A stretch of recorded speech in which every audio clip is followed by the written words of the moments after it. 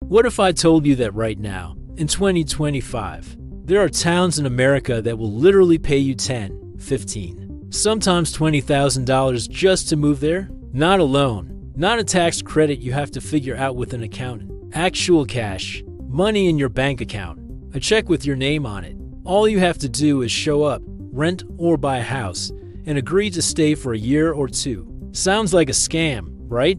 Like one of those things where you get to the fine print and it turns out you have to sacrifice your firstborn or agree to timeshare presentations every weekend. Except it's real. These programs exist. Towns across America are so desperate for people that they're paying you to live there. Because their populations are shrinking, their tax bases are collapsing, and they need warm bodies to keep the lights on. And here's the wildest part. Some of these places are actually nice. Not all of them. Some are definitely "we're paying you because nobody else wants to be here" situations. But some are genuinely decent towns with real jobs, affordable housing, and communities that just need an infusion of young people and remote workers to survive. So today we're going through 18 towns that will pay you to move there. We'll talk about how much money they're offering, what the catch is, what life is actually like there, and whether any of these deals are actually worth taking. Because getting paid to move sounds great, until you realize you're moving to a place that's paying people because it's dying. And then you have to ask yourself, do I want to be part of the solution, or am I just taking the money and bailing in 2 years? Let's find out. Here's why this is happening, and why it's weirdly both depressing and hopeful at the same time. Small town America is in trouble. Not all of it, but a lot of it. Young people leave for college and never come back. Industries collapse or automate. Main streets empty out. Schools close. And suddenly you've got a town where the average age is 60 and climbing. Tax revenue is dropping, and the local government is desperately trying to figure out how to keep the place from becoming a ghost town. So some of these towns got creative. They started offering cash incentives to attract new residents. The logic is simple. If we can get 100 new people to move here, that's 100 more taxpayers, more customers for local businesses, more kids in schools, more energy in the community. And if it costs us $1 million in incentives to get those people here, it's worth it if they stay and contribute. It's basically a recruitment program, except instead of recruiting employees, they're recruiting citizens. And the timing is perfect because of remote work. Pre-pandemic,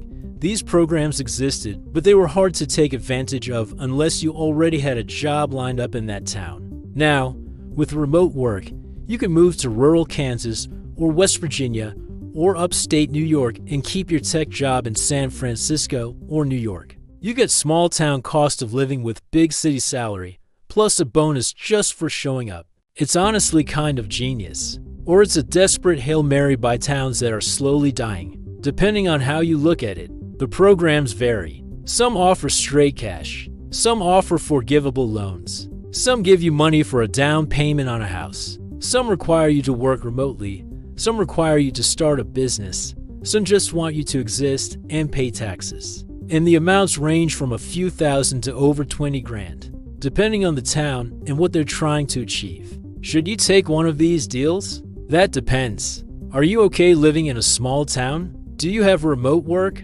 Can you handle winters or isolation or being the youngest person in town by 20 years? And are you actually going to stay? Or are you just grabbing the cash and leaving the moment the commitment period ends? Because these towns are betting on you, they're investing in you. And if everyone just takes the money and runs, the programs will stop and the towns will keep dying. So let's go through 18 of these places, figure out what they're offering, what the deal actually is, and whether any of them are worth considering. Number 18, Lincoln, Kansas. Starting off with a tiny town in the middle of Kansas that is really hoping you like wide open spaces. Lincoln is offering free land, not cash, but actual plots of land where you can build a house. The catch is you have to build a house within a year, and it has to meet certain standards, and you have to live there. The population is around 1,200 people. It's quiet. Very quiet. The kind of place where everyone knows everyone and there's one grocery store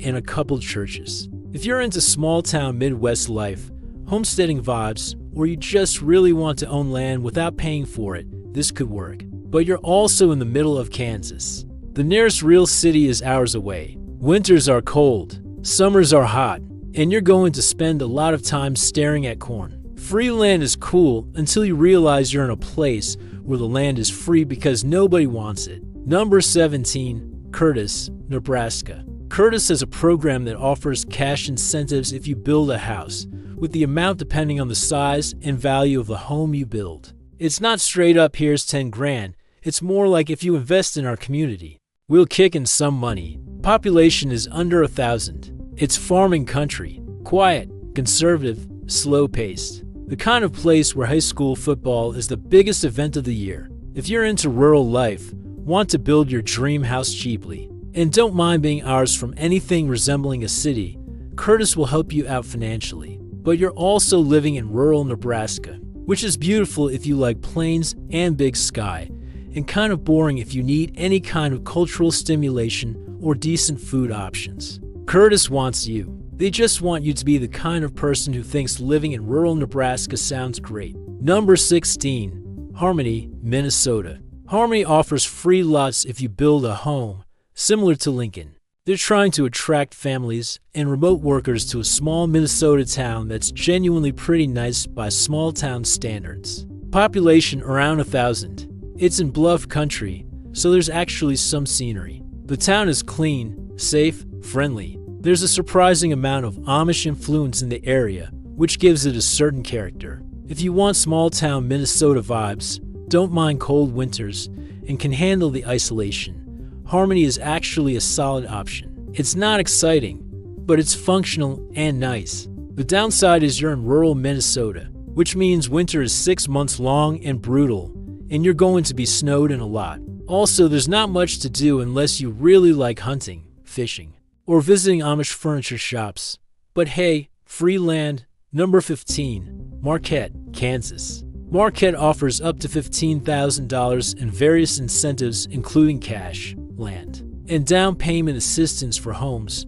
Population around 600. Tiny farming town, safe, quiet, stable, but also very small and very isolated. The money is real. The catch is you have to commit to living there and building or buying a home. If you're a remote worker or retiree and you want ultra-cheap living in a safe environment, Marquette checks those boxes. But you're also in a town with 600 people in the middle of Kansas. The cultural scene is non-existent. Entertainment options are driving an hour to a bigger town. And if you don't fit the conservative rural mold, you might feel out of place. Marquette will pay you. Just make sure you actually want to live in Marquette. Number 14, Marne, Iowa. Marne has offered cash incentives to people who build or renovate homes. It's a tiny town trying to grow, and they're willing to pay for it. Population under 200. This is small even by small town standards. Everyone knows everyone. There's basically nothing there except houses and maybe a gas station. If you want absolute quiet, cheap land, and the experience of living in a place where you can walk across the entire town in 10 minutes, Marne is an option. But it's also so small that calling it a town feels generous. It's more like a neighborhood in the middle of nowhere. You'll be driving everywhere for everything, and if you need any kind of social life, you're going to be driving a lot. Marne is betting on remote workers and people who actively want to escape civilization. If that's you, take the money. Number 13, Mankato, Kansas. Mankato offers free land and various incentives for building homes similar to other Kansas towns on this list. Population under 1,000. Farming community. Stable, safe, traditional small-town America. The appeal here is if you want to build a house for cheap in a quiet, safe area, Mankato will help.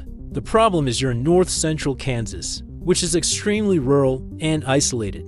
Good for homesteading types. Bad for anyone who needs access to cities, culture, or variety in their life. Mankato wants you to stay and help grow the town. Just be sure that's actually what you want before you take the free land. Number 12, Bemidji, Minnesota. Now we're getting into places that are actually real towns with amenities. Population around 15,000. College town, actual downtown, lakes everywhere, outdoor recreation. It's got the Minnesota thing going, but with more infrastructure than tiny farm towns. If you like the outdoors, cold weather, and small city vibes, Bemidji is actually nice. It's not boring. There's stuff to do, and it's affordable. The catch is winter, 6 months of serious cold and snow. Also, it's pretty isolated. Nearest real city is hours away, but if you can handle that, Bemidji is one of the better options on this list. Number 11. Harmony, North Carolina.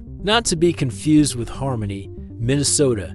This is a different Harmony offering different incentives. Some North Carolina towns have had programs offering cash for relocators, particularly targeting people moving from more expensive areas. Harmony is in the Piedmont region and benefits from being relatively close to larger cities, while maintaining small-town character. If you want southern small-town life with better weather than Minnesota and reasonable proximity to real cities, North Carolina towns can work.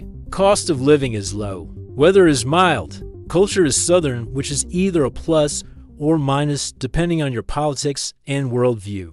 The downside is you're still in small-town North Carolina, which means conservative politics. Limited job market if you lose your remote work, and you need to be okay with southern culture. But if you are okay with that, it's a decent deal. Number 10. Tulsa, Oklahoma.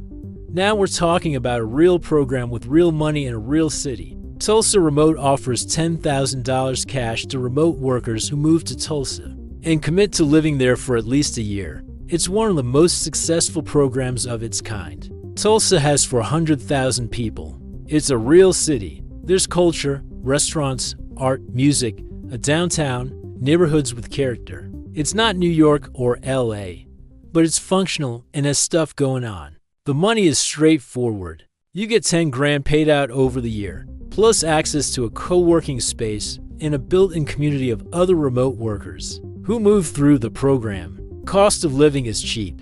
Housing is affordable, and it's actually working. Thousands of people have moved to Tulsa through this program, and many have stayed. The downsides? It's Oklahoma, which means conservative politics, hot summers, tornado risk, and limited public transit. Also, the city is sprawling and car-dependent.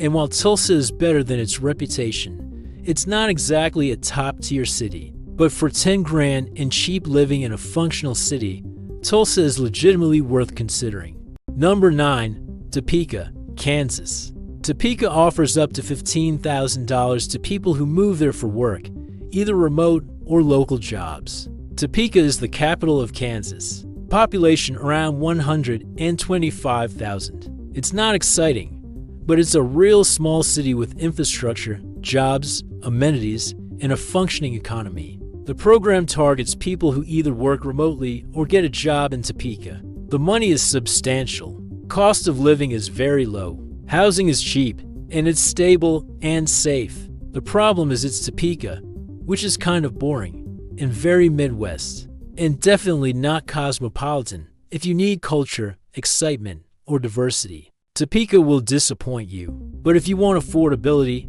stability, and 15 grand just for moving, Topeka delivers. Number 8. Rochester, New York. Rochester has programs offering financial incentives to people who buy homes, particularly targeting recent college grads and young professionals. Rochester is a real city, 200,000 people. It's got culture, universities, hospitals, a real job market. It's not NYC, but it's got enough going on to not feel like you're in the middle of nowhere. The incentive programs vary, but can be substantial, especially for first-time homebuyers. Housing is shockingly cheap for a real city. You can buy a nice house in a decent neighborhood for under 100 grand. The downsides: Rochester winters are brutal. Lake effect snow. Gray skies for 6 months. Also, the job market is heavily dependent on healthcare and education. So if those aren't your fields, you might struggle if you lose remote work. But if you can handle winter and you want affordable city living in a place with actual amenities, Rochester is a solid option. Number 7. Northwest Arkansas Bentonville area. This region has had various incentive programs, often tied to the massive growth of the area thanks to Walmart headquarters. This isn't a dying town trying to survive. This is a growing region that wants to accelerate growth. Bentonville, Rogers, Fayetteville, Springdale are all connected and growing fast. The programs have varied over time but generally offer cash incentives, plus access to world-class bike trails, cultural amenities funded by Walmart money, and a surprisingly vibrant community. The appeal is you get small-town Arkansas affordability with big city amenities because the Walton family dumped billions into making this area nice. There are art museums, trails, good food, a real airport. The downside is you're in Arkansas, conservative politics, Southern culture, and the growth is creating sprawl and traffic. Also, your existence there is basically subsidized by Walmart overlords, which feels weird. But if you can overlook that, Northwest Arkansas is honestly one of the better deals on this list. Number 6, Morgantown, West Virginia. Morgantown has had programs targeting remote workers, offering cash incentives and other perks. Morgantown is a college town with West Virginia University, population around 30,000. It's got college town energy, outdoor recreation, and it's surprisingly nice for West Virginia. The incentives vary, but the real draw is cheap cost of living in a place that's not totally dead. Housing is affordable. The college keeps things somewhat lively, and the mountains are beautiful. Downsides? It's West Virginia. Limited job market outside the university. Winters are cold. The state has serious economic problems. And while Morgantown itself is okay, you're in the middle of Appalachia, which limits access to everything. But for remote workers who like mountains and cheap living, Morgantown works. Number 5, Savannah, Georgia. Savannah has explored incentive programs particularly targeting creatives and entrepreneurs. Savannah is gorgeous. Historic architecture, southern charm, beach nearby, real food scene. It's a tourist destination that's also a real city. Programs targeting people to move there usually involve grants or support for starting businesses, rather than straight cash, but they exist. The appeal is obvious. Savannah is beautiful and culturally rich. Cost of living is reasonable. Weather is mild, and it's got enough going on to not be boring. The downsides, tourist economy. So seasonality matters. Summer is brutally hot and humid. Hurricanes are a risk, and Georgia. Politics if that's not your thing. But if you want to live in a beautiful southern city with character, Savannah is worth exploring. Number 4, Hamilton, Ohio. Hamilton offers cash back on home purchases, sometimes up to $10,000 to people who move there. Hamilton is trying to reinvent itself as a hip small city.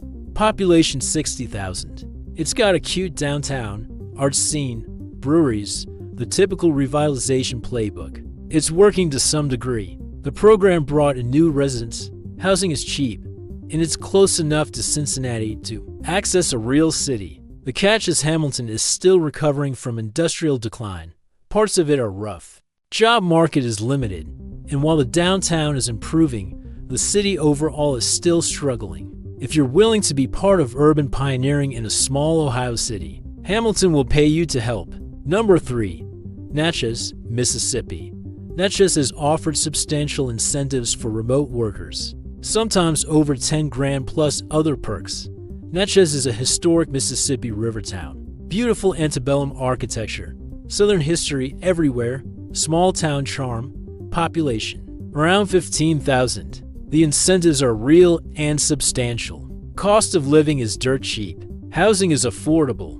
And if you're into history and Southern Gothic aesthetics, Natchez has it. The problems are Mississippi problems. It's the poorest state. Education system is struggling. Job market is weak. Humidity is oppressive. And the racial and political history is complicated and ongoing. Natchez wants you there and will pay you well. Just make sure you're okay with Deep South realities. Number 2, Shoals, Indiana. Shoals and surrounding areas have offered incentives specifically targeting remote workers and entrepreneurs. Shoals is tiny, under 1,000 people, but it's part of a broader effort by rural Indiana to attract remote workers. The money is real. The cost of living is incredibly low. And southern Indiana is actually pretty if you like rolling hills and forests. But you're in rural Indiana, conservative, isolated, limited services. You're basically homesteading but with internet. If you want ultra cheap living, cash incentives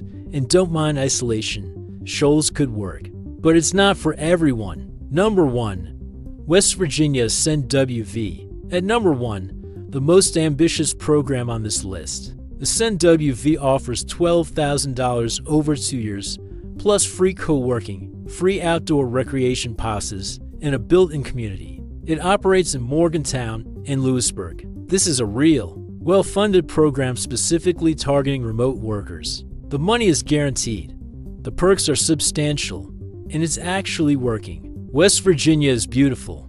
Mountains everywhere. Outdoor recreation paradise. Cost of living is absurdly low, and the program connects you with other transplants so you're not completely alone. The problems are West Virginia problems. The state is poor. Job market is weak. Internet can be spotty in rural areas. Brain drain is real, and politically it's very conservative. But if you're a remote worker who loves the outdoors and wants cheap living plus cash incentives, Ascend WV is probably the best program in the country right now. So what does all this actually mean? First, these programs exist because small-town America is in trouble. Population decline, aging demographics, economic stagnation. These incentives are Hail Marys by towns trying not to die. Second, remote work has made these programs viable in a way they never were before. You can move to rural Kansas and keep your tech salary. That's new. That changes the calculus. Third, the money is real, but it's not free. You're committing to moving, staying for a period of time, and contributing to these communities. If you take the cash and bail immediately, you're kind of being a jerk. Fourth, these deals work best for specific types of people. Remote workers with stable income, retirees with pensions, entrepreneurs who can work from anywhere, people who actively want small-town life. If you need a local job, hate isolation, or require urban amenities, these won't work. And fifth, this is an experiment. Some of these programs will succeed and towns will stabilize. Others will fail because not enough people stay. We're watching in real time to see if you can save small-town America by paying people to live there. So there you have it. 18 places that will pay you to move there, ranging from tiny Kansas farming towns to actual small cities with infrastructure. The question is, should you take one of these deals? Honestly, it depends. If you're a remote worker who's tired of expensive cities and you're okay with small-town trade-offs, some of these programs are legitimately great opportunities. You get cash, cheap living, and a chance to own a home and build equity in ways that are impossible in expensive markets. But you have to be honest with yourself. Are you actually going to stay? Do you actually want small-town life? Can you handle isolation, conservative politics, harsh winters, limited entertainment options? Because these towns are investing in you. They're betting that you'll come, stay, contribute, and help reverse their decline. If you're just grabbing cash and leaving the moment the commitment ends, you're part of the problem, not the solution. And here's the ironic thing. The places offering the most money are often the places that need it most, which means they're also the places with the biggest problems. The best places don't need to pay you to move there. The struggling places do. So you have to decide. Do you want to be part of saving a small town? Do you want cheap living and cash incentives even if it means trade-offs? Or are you better off staying where you are? I can't answer that for you. But these programs exist. The money is real. And for some people, this might be exactly what they're looking for. So here's my question for you. Would you take one of these deals? And if so, which town sounds most appealing? Or are all of these places on your never in a million years list? Drop a comment. Let me know, because I'm genuinely curious if anyone is actually doing this or if these programs are just desperate towns throwing money at a problem that money can't fix. And if you found this interesting or useful, consider subscribing. We look at housing markets, economic trends, and the weird realities of modern American life. Someone has to explain why towns are paying people to exist there. Might as well be me.